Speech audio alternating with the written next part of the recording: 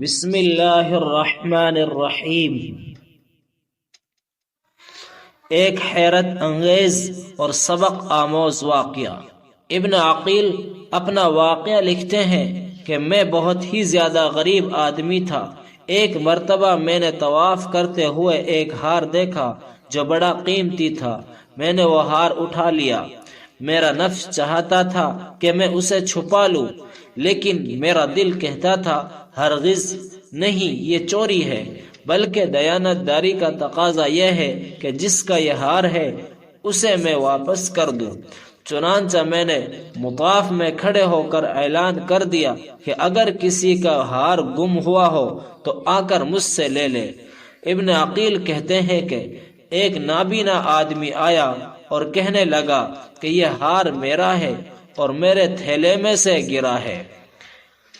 میرے نفس نے مجھے اور بھی ملامت کی کہ ہار تو تھا بھی نابینا کا، اس کا کسی کو کیا پتہ چلنا تھا، چھپانے کا اچھا موقع تھا، مگر میں نے وہ ہار اسے دے دیا۔ نابینے نے دعا دی اور چلا گیا۔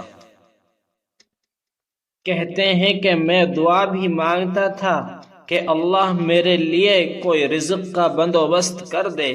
اللہ کی شان دیکھیں کہ میں وہاں سے ہیلا آ گیا۔ یہ ایک بستی کا نام ہے۔ وہاں کی ایک مسجد میں گیا تو پتہ چلا کہ چند دن پہلے امام صاحب فوت ہو گئے ہیں۔ لوگوں نے مجھ سے کہا کہ نماز پڑھا دیں۔ جب میں نے نماز پڑھائی تو انہیں میرا نماز پڑھانا اچھا لگا۔ وہ کہنے لگے تم یہاں امام کیوں نہیں بن جاتے؟ میں نے کہا جی بہت اچھا۔ میں نے وہاں امامت کے فرائض سر انجام دینے شروع کر دیے۔ تھوڑے دنوں کے بعد پتہ چلا کہ جو امام صاحب پہلے فوت ہوئے تھے ان کی ایک جوان سال بیٹی ہے۔ وہ وصیت کر گئے تھے کہ کسی نیک بندے سے اس کا نکاح کر دینا۔ مقتدی لوگوں نے مجھ سے کہا جی اگر آپ چاہیں تو ہم اس یتیم بچی کا آپ سے نکاح کر دیتے ہیں۔ میں نے کہا جی بہت اچھا۔ چنانچہ انہوں نے اس کے ساتھ میرا نکاح کر دیا۔ شادی کے کچھ عرصہ کے بعد میں نے اپنی بیوی کو دیکھا کہ اس کے گلے میں وہی ہار تھا جو میں نے طواف کے دوران ایک نابینا آدمی کو لوٹایا تھا۔ اسے دیکھ کر میں حیران رہ گیا۔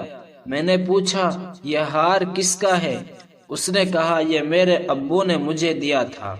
میں نے کہا آپ کے ابو کون تھے؟ اس نے کہا وہ عالم تھے، اس مسجد کے امام تھے اور نابینا تھے۔ تب مجھے پتہ چلا کہ اس کے ابو وہی تھے جن کو میں نے وہ ہار واپس کیا تھا۔ میں نے اس کو بتایا کہ یہ ہار تو میں نے ان کو اٹھا کر دیا تھا۔ وہ کہنے لگی کہ آپ کی بھی دعا قبول ہو گئی اور میرے ابو کی بھی دعا قبول ہو گئی۔ میں نے کہا وہ کیسے؟ اس نے کہا کہ آپ کی دعا تو اس طرح قبول ہوئی کہ اللہ تعالیٰ نے آپ کو گھر بھی دیا، گھر والی بھی دی اور رزق بھی دیا، اور میرے ابو کی دعا اس طرح قبول ہوئی کہ جب وہ ہار لے کر واپس آئے تو وہ دعا مانگتے تھے کہ اے اللہ ایک امین دیانتدار شخص نے میرا ہار مجھے لوٹایا ہے، اے اللہ ایسا ہی امین شخص میری بیٹی کے لیے خاوند کے طور پر عطا فرما دے۔ اللہ نے میرے باپ کی دعا بھی قبول کر لی اور آپ کو میرا خاوند بنا دیا۔